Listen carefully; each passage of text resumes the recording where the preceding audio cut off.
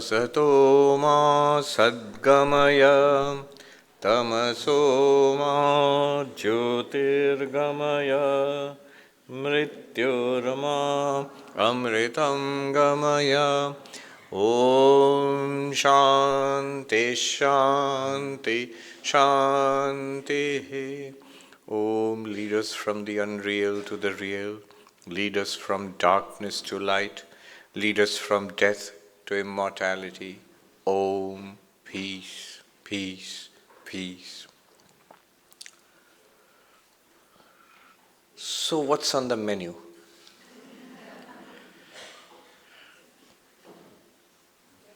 We read that quote from Sri Ramakrishna. I think it was on Mataji's slide, the PowerPoint presentation, that you go from the relative to the absolute. You feel your way through the relative to the absolute, and then you can feel your way back from the absolute down to the relative. In Bengali, the নিত্যকে লীলাকে ধরে নিত্যতে ওঠা, নিত্যকে ধরে আবার লীলাতে নেমে আসা. So Sri Ramakrishna would give the example of climbing up the stairs of a house to the roof. You leave behind the ground floor, the first floor, and so on and so forth. You go to the roof. And then this person who reaches the roof, he finds what the roof is made of. The same bricks and mortar and whatever. When he comes back down the house, the path he had gone by, and he sees everything there, the staircase and the first floor and the ground floor, they are made of the same thing. So by neti, you rise to the absolute, and then turn around from the absolute, come back to this world of appearance. This world. Today is the first part of it. Now we are going to, holding on to the Leela, go up to the absolute. And tomorrow we come back. Today we go away. Tomorrow we are going to come back. The whole teaching of Advaita, non-duality, is complete with that coming back. But what we will do now is the key. It's the key. Without it, if we can see what we are going to do now, if it becomes clear to us, to some degree of understanding at least, some degree of conviction, clarity, then there is non-duality for us. Otherwise, what will happen is, everything that we are seeing and doing here in the non-dual part of it will become a philosophy, will become a very nice set of theories, wonderful teachings, that's it. If we can, right now, what we're going to do, if we can get some clarity in it, if it can be like, nose, as real as that, then there is reality. I'm quoting from the Upanishads, Atha Satyam Asti. Then we are in touch with reality. Then it will be real for us. It will be living and real for us. What we're going to do now is what I'd like to call experiential knowledge. So it is knowledge. If afterwards someone listens to it, it will sound like a lecture. It is at one level. At another level, it is experience. See, when we talk about something, if the thing that we are talking about is distant from us, then it is knowledge for us. And then we have to go and make it an experience. When we heard about Asilomar, and we are looking forward to the retreat. So for us, Asilomar was theory, was information, was something to look forward to. But not yet experience. It was not yet experience. But now, if I talk about Asilomar here, it is both knowledge and experience. You're experiencing it simultaneously and you're hearing about it. So what we're going to do now is that second kind. Nothing of what I will say now, in the next 30 minutes or so, nothing of this is theoretical.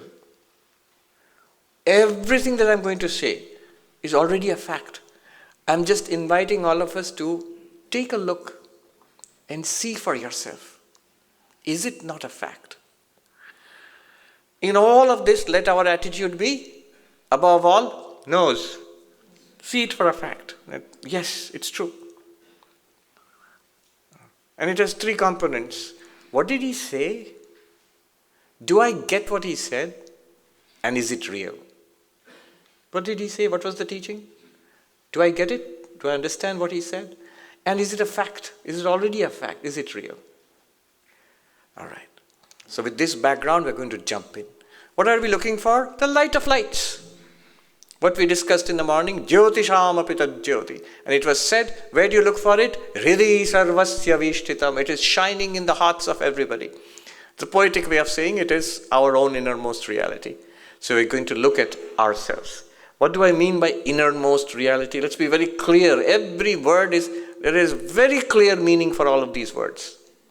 None of it is vague. None of it is poetic. None of it is meant, it's all very expressed very poetically, but none of it is meant to be rhetorical. None of it is meant to be elliptical. It's just straight pointing at something that's most obvious. Swami Vivekananda called it the open secret. So we're going to point towards that. So let's take a look at it.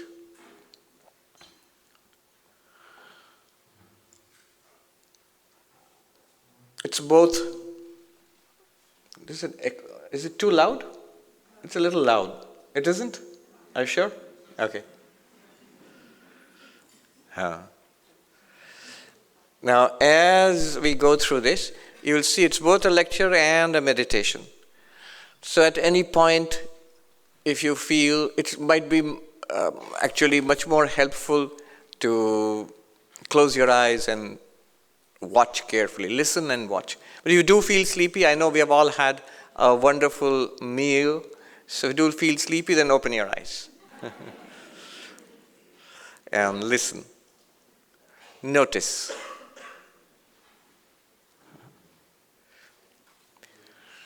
So when we are ready, if you want, you can sit up straight.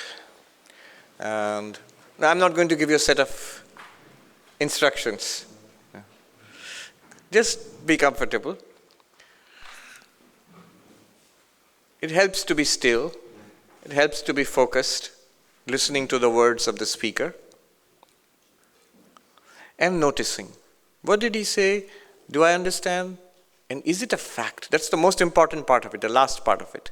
Is it a fact? But that requires me to understand what was said. And that requires me to hear what was said, to be attentive.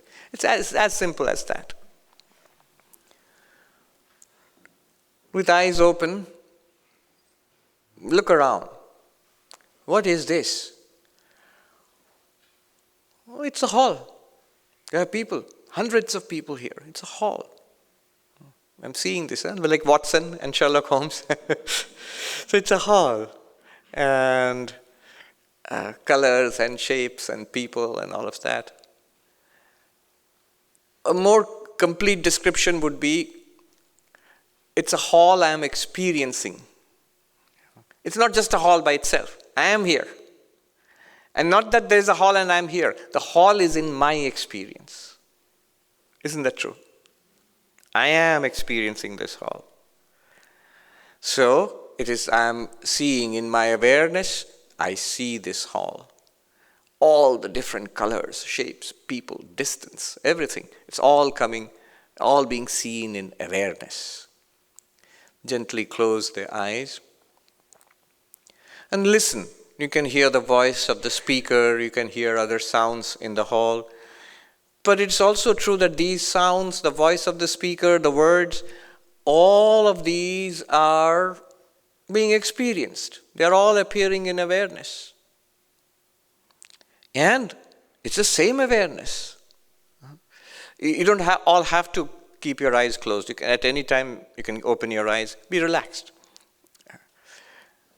More important than the actual physical setting of the body and the eyes and all that is to keep noticing. Please notice that the same awareness which experienced seeing all this is the same awareness which is experiencing hearing the voices and the sounds. And it is to the same awareness that smell comes, touch comes, taste comes. It's the same awareness, literally the same awareness now which is listening to this voice and hearing other sounds. This same awareness was experiencing the variety of tastes a little while ago in the dining hall. Whether I'm seeing or hearing or smelling or tasting or touching, I'm aware, I'm aware, I'm aware. It is to that one awareness that, and it's the same awareness, it is to that one same awareness comes the experiences of seeing, hearing, smelling, tasting, touching. And it is to the, if you look further inwards, it is to the same awareness. Right now, this awareness, you, I, the awareness, this consciousness. To it comes the inner experiences of thoughts, feelings. Feel great, same awareness, experiences feeling great. Feeling restless and disturbed, the same awareness. It's a remarkable thing to notice. The same awareness which had the experience of seeing is having the very different experience of hearing sounds, and had the very different experience of tasting various kinds of food. And he's having the extraordinarily different experience of feeling emotions. Same awareness, exactly the same thing. Happy, sad, restless, bored, excited. All of these feelings, same awareness experiences all of them. All our internal states, memories, judgments, ideas, emotions, good and bad, pleasant and unpleasant, pain, pleasure, all these internal states, same awareness experiences them. In our actions, when you're walking, that's an experience. What experienced that walking? The same awareness. The talking, the driving, strolling on the beach, same awareness experiences all actions. Whatever we do with the body, whatever language we speak, all of that is experienced by the same awareness. It is one consciousness, one and the same awareness, which illumines and experiences all our seeing, hearing, smelling, tasting, touching, all our sensory experiences. Same awareness which experiences all our internal states of thinking and feeling and willing and understanding and remembering and enjoying and suffering. It is the same awareness which experiences, illumines all our actions. One and the same awareness. Notice that it's a fact, yes. It's a common fact of our lives. It's just that we never paid attention to that fact. One awareness illumining all our waking, dreaming, even the blankness of deep sleep. This one light, this one consciousness, this one awareness, which is right here, right now, always, because of which we have our lives, because of which we are worldly and active and spiritual and meditative and intellectual, artistic, whatever we are, enjoying and suffering. All of this is possible because of this one awareness. This one light of our lives. It lights up our lives. This awareness, which is central to all we do, all we sense, all we think, all we feel, is just basically the stuff of life, the stuff of our existence. This, the light of our existence, this light of lights, this one awareness, this one consciousness. In Vedanta, this is called witness consciousness, Sakshi. The Sanskrit word for this is Sakshi. This Sakshi. Let us explore this a little further. You're sitting relaxed, listening. listening to the words of the speaker as they arise in this sakshi, you're experiencing them. Let us explore this. Now we know our attention has been drawn to what we are supposed to attend to, this one awareness. Right now it is there. It's because of that awareness I'm able to experience my body sitting on the chair. I'm able to experience the words of the speaker. I'm able to experience my mind processing these words. This one awareness, I would like us to notice a few things about it. It's always present. It's always present. Thoughts come and go. Emotions arise and subside. All the perceptions are fleeting. What we see, hear, smell, taste, touch, these are all fleeting, fast changing. Pain and pleasure, shadows and light, they come and go. But this awareness is there all the time. It's never not present. It's always present. Every moment of our waking, every moment, whether we attend to it or not. Right now we are attending to it. We are paying attention to awareness. Often we don't. But the interesting thing is to note when we are not paying attention to awareness. Even then you are there because life is going on, experiences are going on. The very fact that we have experiences means that this awareness is present. Vedanta would say it's present all through our waking, all through our dreaming, and even indeed in the darkness, blankness of deep sleep. This awareness is illumining that blankness. That's why we have the experience of that blankness. Deep sleep is an awareness of absence, not an absence of awareness. So this awareness, this consciousness is constant, without a break. In Sanskrit, this is called nirantara. Nirantara. Attention is not there all the time. Attention requires effort. Right now we are giving effort. We are trying to attend to it. We are trying to pay attention. That requires effort. But this awareness, this consciousness does not require effort. You don't have to do anything about it. It's there regardless, choicelessly. You have no choice in the matter. It's there all the time. In the worst moments of your life, indeed, the very reason that we have these worst moments, the most horrible times of our life, it's because of this awareness, because of this consciousness. If it were not there, we wouldn't experience anything. So all our experience, all throughout, whenever we have experience, and indeed what seems to be an absence in deep sleep, general anesthesia, then too, this awareness, this consciousness is present. This is nirantara, without a break. We are exploring this awareness. I hope we are aware what we are exploring. This awareness, just awareness, basically, being aware, conscious. Let's notice some more things. This awareness is not only present all the time, without a break, but it's also changeless. See, present all the time and changeless are not the same thing. The ocean out there is present all the time. The ocean there, if you look out there, it's present all the time. But it's continuously changing. Waves are arising and subsiding. It is in continuous change and motion and tides and so on and so forth. So something can be continuously present but can be continuously changing, like a river. It's there all the time. But every moment it's a new river because water is flowing through it. But awareness is not like that. Notice another startling and interesting thing about awareness, about consciousness. It's not only there all the time, it does not change. This is worth noticing. Our thoughts change, our memories change, our perceptions change, our actions change, pleasure and pain change.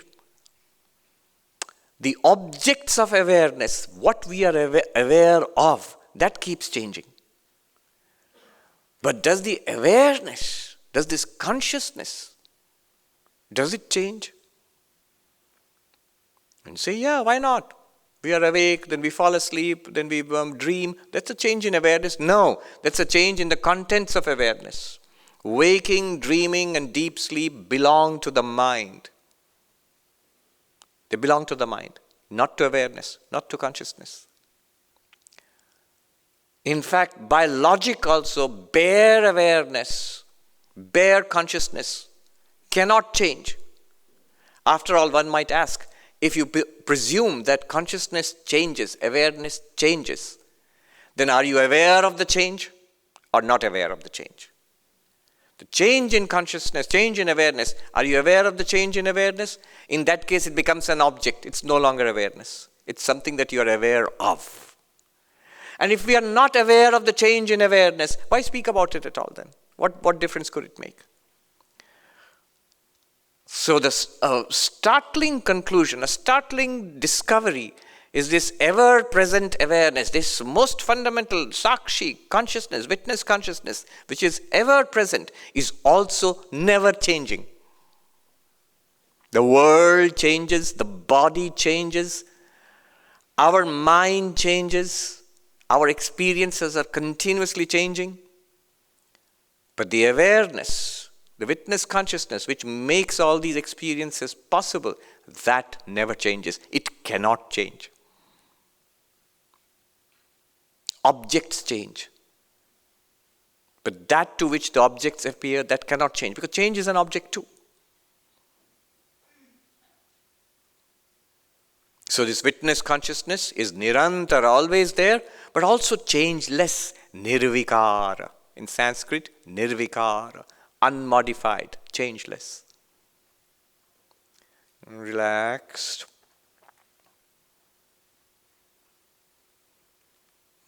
Enjoy awareness. Yeah. How amazing it is. What are we doing? We are using our experiences to ascend to bare awareness. Going from the holding on to the Leela to reach the Nitya. From the relative to the absolute.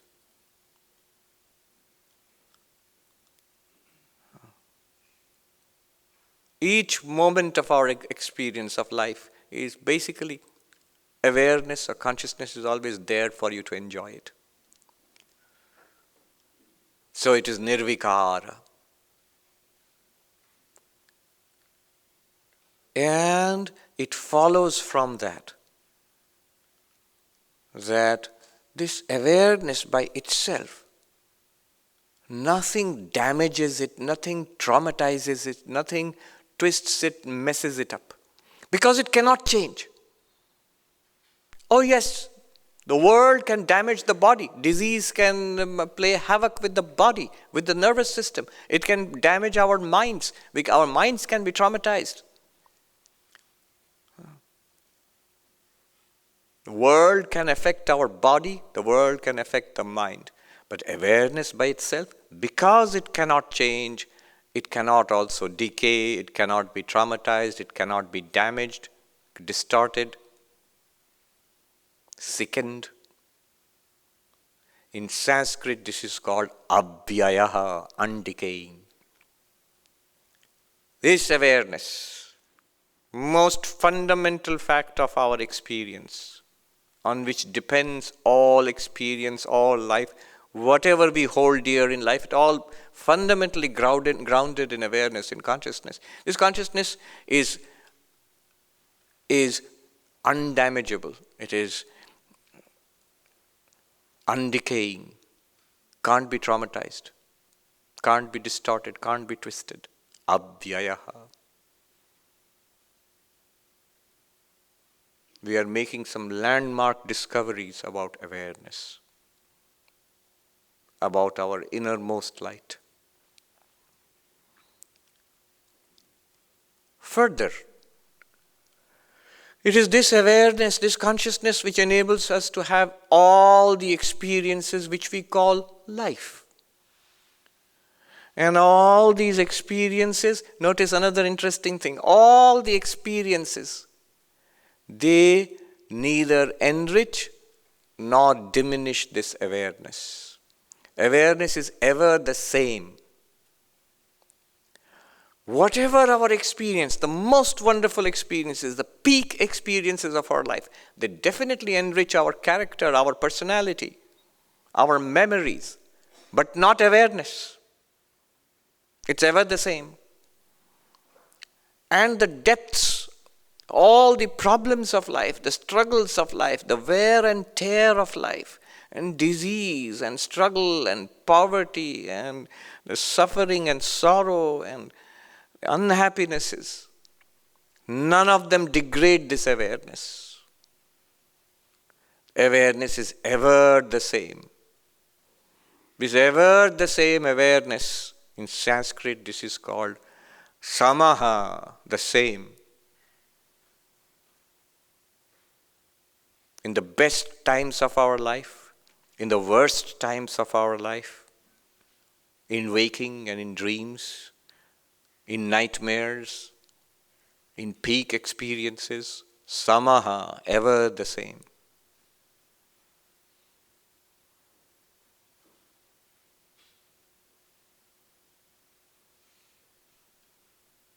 Let the waves rise and let the waves subside. The ocean is neither increased nor diminished. Ashtavakra sings. Udetu vastamayatu name vriddhi name navakshayaha. Let the waves arise, let the waves subside. I am neither enhanced, increased thereby, nor am I diminished thereby. The ocean is not increased if there are lots of waves. It's the same ocean. And the ocean is not decreased if the waves subside, becomes calm. Same ocean. Similarly, awareness, no matter what kind of experiences are going on in awareness, awareness is not enriched or enhanced by nice experiences. Awareness is not diminished, damaged by poor, miserable experiences. The objects of experience leave awareness untouched. Just as a light is untouched by what it reveals. Light can reveal a lot of dirt. Light doesn't become dirty. Light can reveal a spotless place. Light doesn't become clearer thereby. It's the same light. Similarly, awareness is not enhanced or damaged by the objects of experience. This is called samaha, ever the same.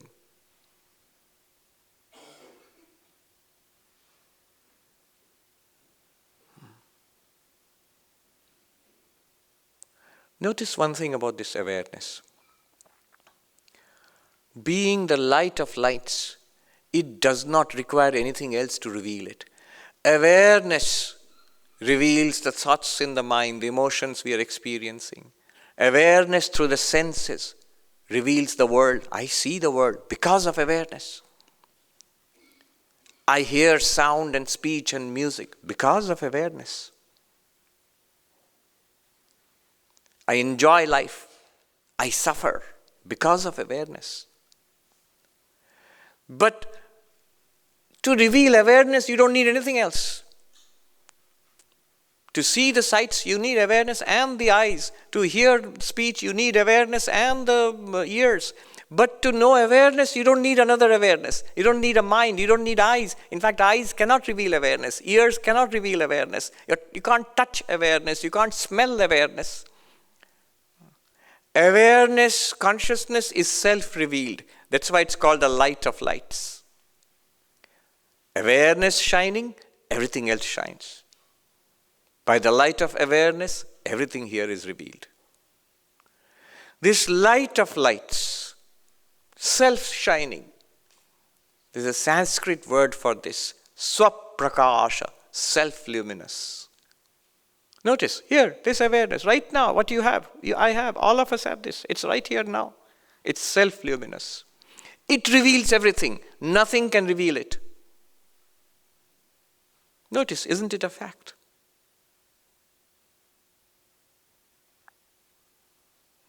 Is it real? Yes, it's real. Awareness shining, everything is revealed. None of the things which awareness reveals can reveal it. Self-luminous, swaprakasha. The Sanskrit word is swaprakasha, one of the key concepts in non-dual Vedanta. Swaprakasha, the self-luminosity of awareness. And the next feature almost comes immediately. We are all exploring the features of this awareness, which is our innermost constituent of our experiences. The next feature is pretty obvious. It is directly accessible to us. Everything else requires some instrument. To see the world, you need eyes. To hear music, you need ears. To discover something about the universe, you need instruments and science. To know about heaven, earth, and hell, and God, and all of that, you need religion. Instruments are necessary. Some instruments reveal the world to us directly. That is called perception. In Sanskrit, pratyaksha. Some things reveal indirect stuff. What's far away which I cannot see? I can read about it in my Google News. People can tell me about it. This is beyond the range of my perceptions. So whatever is revealed by my perceptions in Sanskrit, this is called pratyaksha. What I can see, hear, smell, taste, touch. And the stuff that I cannot be revealed by my senses. In Sanskrit, that is called paroksha, indirect, distant, beyond the range of my senses. But this awareness, this consciousness right now, is it pratyaksha or paroksha? Is it revealed by my senses? No. But then how is it revealed? Swami, it is revealed in Vedanta books. Nonsense. Without Vedanta telling you where you're not aware? Yeah.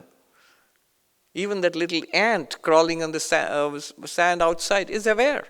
Doesn't need Vedanta to be aware. So this awareness, there's a word for it, aparoksha. Aparoksha. Literally it means not indirect. What is direct? Seeing, hearing, smelling, tasting, touching. This is direct experience, perceptions. In epistemology, it's called perception. What is indirect experience? Well, you tell me something. It's written, what's going to happen after this session is written in the book. That is indirect. My teacher told me, scientific investigation reveals something. Indirectly, I know about it. But awareness, consciousness by itself, what will you call it? Is it directly available through perception or indirectly through books and through... Did Google tell me that... No. It is neither perception nor beyond perception. It is deeper than that. It's prior to that. It is called aparoksha. Not indirect. In fact, it is the most direct of all. Even the direct perception depends on awareness. You're aware first, and then eyes and ears will work. You're aware first, then the contents of our minds are revealed to this awareness. So direct is this awareness. Awareness itself is more than direct. You're aware that you're aware, and this awareness, first of all, this awareness shines, and then anything else. Then you can think and see and hear and act and do stuff. But first aware, so directly, aparoksha. This is the word in Sanskrit, aparoksha. And this awareness, at this point, we will do what is called in Sanskrit, singhavalokana. The lion looking back upon its progress. So it seems when the lion stalks majestically through the forest, once in a while, it stops and looks back upon the distance covered. Now we have stalked a lot through the forests of Vedanta. Let's stop for a moment and look back upon what we discovered about this very awareness which we have all the time. What did we discover? It is the one witness consciousness because of which it is present in all our seeing, hearing, smelling, tasting, touching. Without it, no sensory experience. It is present in our thinking, in our remembering, in our enjoyment, in our suffering, pain and pleasure. It is present in all our actions, in our walking and talking and driving and working, everything. This is called Sakshi, witness consciousness. And we discovered that this awareness is continuous. It's not even interrupted by deep sleep or general anesthesia. Nirvikara. This is called Nirantara, without a gap. And not only is it present all the time, it is changelessly present. It cannot. If we appreciate what this awareness is, we see that it cannot change. This is called nirvikara, changeless, unmodifiable. And then fourth, that it cannot be damaged, it cannot be hurt, it cannot be traumatized, avyayaha. And then fifth, what else did we discover? That it is always the same. The best of experience in life, it will enhance our lives, no doubt, but it doesn't enhance awareness as such. The worst of experiences in life doesn't diminish the nature, the quality of this awareness itself is not diminished by it. It is samaha, all the time the same, no matter what you are experiencing, no matter what you are experiencing. The awareness, the light which lights up all these experiences, it's always the same. It's not affected by the objects of experience. Samaha, always perfectly present in every experience, in itself. Samaha. And it is the light of lights. Swaprakasha, self-luminous. And directly available without any intermediate. You don't need any instrument. You don't need eyes or ears. Eyes or ears can't reveal it. You don't need even Vedanta to tell you about this. You don't need consciousness studies and neuroscience to tell you that you are aware. Yeah. So awareness is directly available to us. Aparoksha. So this is the distance we have covered. And now Vedanta gives us this thunderous truth. This awareness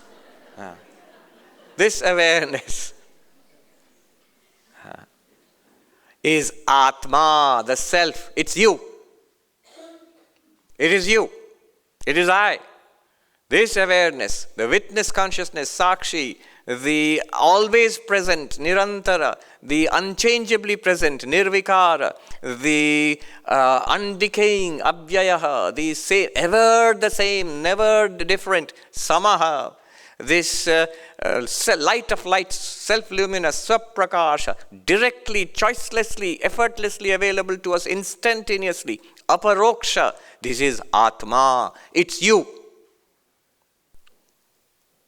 That's what we are. We think of ourselves as a body-mind with some awareness. Yeah, nobody disputes that we have awareness, but it's body-mind awareness, it's a bundle. No, Vedanta says you are this awareness. Body and mind appear in this awareness. They're experienced in and through this awareness. They're experienced because of awareness. This is Atma. This is who you are. This is what I am. I am the witness consciousness. I am witness of the body, witness of the mind and the senses. I am all the time present. I do not change. Look what a tremendous difference it makes to me if I shift my identity from the body mind to the awareness. The awareness, I never change. What about being born and baby and teenage and middle age and old age and all that? Body. What about delightfully happy? Now I'm so depressed. I was so alert. Now I'm so sleepy. Yeah. What happened to that? Mind, not awareness. If you fall utterly asleep, don't. But if you fall utterly asleep and you don't hear any of this, you're still fine because you are the awareness I'm talking about. It's perfectly all right. Yeah. Right. This awareness, I am. Atma. I am the witness consciousness. I am Nirantara, without a gap. I am Nirvikara, without modification. I am Abhyayaha. I am without any decay or damage or trauma. I am Samaha, always the same, never different. I am Swaprakasha, self-luminous. I am Aparoksha, directly available to myself. This is Atma. Atma. This we are already. Now, whatever I said till now, none of it should be very difficult to get. At least the sense of what I am saying. And we can deepen that. If you get it, you just have to deepen it to make it a fact. Deepen that getting. to make it a fact. Even here at this moment, we have 1 second left. Even here at this moment, notice you're perfectly all right. In one sense, in one deep sense, you're perfectly all right. Still not non-duality. This is, we have used the Leela to climb up to the absolute. Now we are on the top of the Everest peak. But then we must turn around and see what we left behind, and something amazing, even more amazing than what we saw now. Something even more stunning we will see. But that's tomorrow. Om Shanti Shanti Shanti Harihi Om Tat Sat Shri Ramakrishna Arpanamastu. Thank you very much.